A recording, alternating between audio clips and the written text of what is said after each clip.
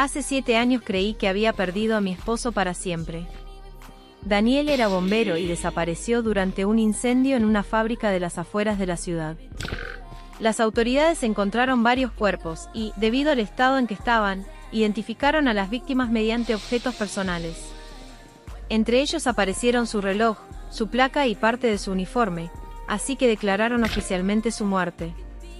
Yo tenía apenas 23 años y tardé muchísimo tiempo en aceptar lo ocurrido. Pasé meses llorándolo, intentando entender cómo alguien podía desaparecer de un día para otro. Con el tiempo conseguí un nuevo trabajo, me mudé de ciudad y traté de reconstruir mi vida, aunque jamás dejé de pensar en él. Todo cambió una noche cualquiera.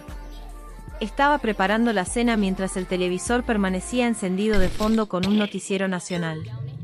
Ni siquiera estaba prestando atención hasta que vi un rostro que hizo que se me cayera el cuchillo de las manos. Sentí que el corazón dejaba de latir por un instante porque el hombre que aparecía detrás de un importante empresario era Daniel, mi esposo. El hombre que había sido declarado muerto hacía 7 años. Me acerqué corriendo a la televisión y subí el volumen. Intenté convencerme de que estaba confundida, pero era imposible. Tenía la misma cicatriz sobre la ceja, la misma forma de caminar y exactamente la misma mirada. Aquella noche no dormí. Pasé horas investigando quién era el empresario que aparecía junto a él. Se llamaba Ricardo Salvatierra y era uno de los hombres más ricos e influyentes del país. Cuanto más buscaba información sobre él, más cosas extrañas encontraba. Había rumores de corrupción, periodistas que abandonaban investigaciones sin explicación y personas relacionadas con sus negocios que habían desaparecido misteriosamente. A la mañana siguiente viajé a la capital. Necesitaba respuestas. Me pasé casi todo el día esperando frente a uno de los edificios de Salvatierra hasta que finalmente lo vi salir rodeado de guardaespaldas. Y detrás de él estaba Daniel. Mi corazón comenzó a latir tan fuerte que pensé que me iba a desmayar. Corrí hacia él y grité su nombre. Se detuvo, giró la cabeza y me miró. Durante un segundo juraría que me reconoció, pero enseguida su expresión cambió. Señora, creo que me está confundiendo con otra persona. No podía creer lo que estaba escuchando. Daniel, soy yo. Lo siento, no la conozco. Después siguió caminando como si nunca hubiéramos compartido una vida juntos. La mayoría de las personas se habría rendido en ese momento, pero yo sabía que algo no encajaba. Así que decidí seguirlo. Durante horas observé sus movimientos hasta que llegó a una pequeña casa alejada del centro de la ciudad. Esperé a que estuviera solo y llamé a la puerta. Cuando abrió, ya no parecía el hombre frío que había visto esa mañana. Parecía cansado, preocupado y sobre todo, derrotado. No deberías estar aquí, me dijo. Entonces dime por qué fingiste no conocerme. Daniel permaneció en silencio durante varios segundos antes de dejarme entrar. Lo que me contó aquella noche cambió por completo todo lo que creía saber sobre su desaparición. Resultó que el incendio en la fábrica nunca había sido un accidente. Daniel había descubierto pruebas que vinculaban a varios empresarios y políticos con una organización criminal enorme. Cuando intentó denunciarlo, las personas involucradas decidieron eliminarlo.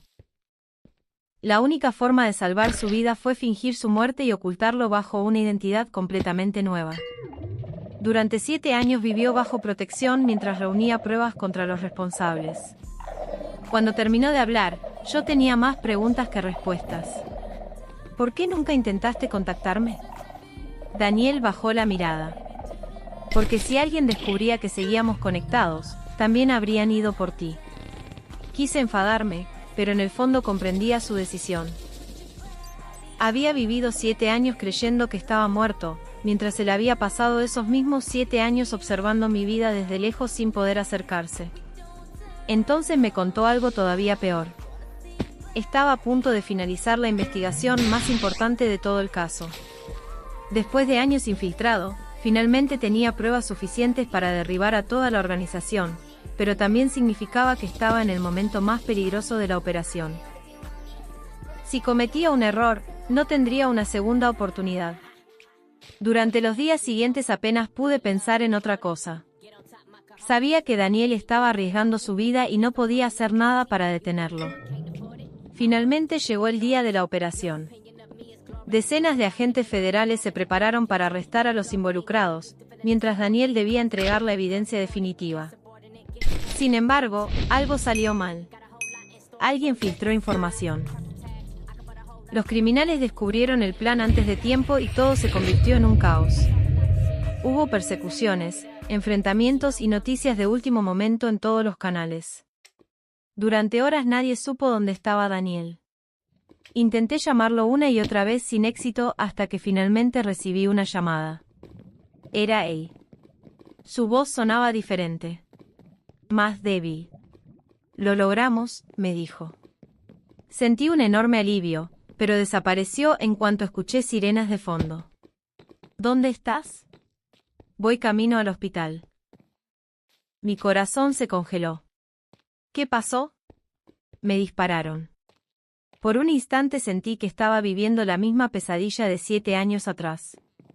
Daniel intentó tranquilizarme y me aseguró que estaría bien, pero la llamada se cortó antes de que pudiera decir algo más. Corrí al hospital y esperé durante horas frente al quirófano. Fueron probablemente las peores horas de mi vida. Había recuperado a mi esposo después de 7 años y ahora corría el riesgo de perderlo otra vez. Finalmente apareció un médico. Se acercó lentamente y me miró. Yo ya estaba preparándome para escuchar lo peor. Pero entonces sonrió. Va a sobrevivir. No pude contener las lágrimas. Meses después, las pruebas que Daniel había reunido permitieron condenar a todos los responsables. La organización criminal fue desmantelada, por primera vez en muchos años, él pudo recuperar oficialmente su identidad. Ya no tenía que esconderse ni fingir ser otra persona.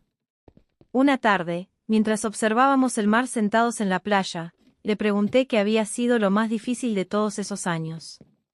Daniel tomó mi mano y respondió algo que jamás olvidaré. Lo más difícil no fue esconderme. Fue saber que estabas ahí afuera creyendo que yo había muerto y no poder decirte que seguía vivo. Después de todo lo que habíamos perdido, comprendí que la vida nos había dado algo que muy pocas personas reciben, una segunda oportunidad.